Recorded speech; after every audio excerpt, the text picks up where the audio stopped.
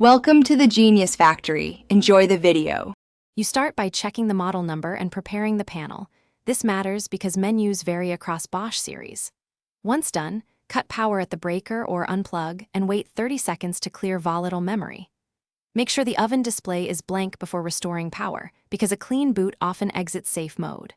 While you wait, locate the touchpad keys you'll use next, power, start, and any lock or 3-button combos, and keep the manual handy. Once power is back, watch the display for the startup pattern. It tells you the system is active.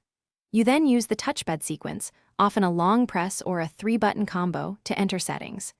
Make sure to follow the model-specific prompts. Bosch sometimes labels it safety, child lock, or control lock. As you scroll, pause on each option to read why it exists, because disabling safe mode removes restrictions that prevent accidental starts. You now choose the deactivate option and confirm. This tells the control board to accept normal commands. After exit, perform a short heat test at 150 degrees because verifying functions prevent surprises when cooking. If safe mode persists, repeat the menu sequence exactly, then perform a full power cycle. Leave power off for 5 minutes because some faults need deeper resets.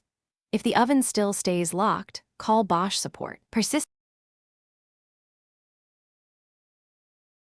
Thanks for watching. If you found this helpful, don't forget to like and subscribe.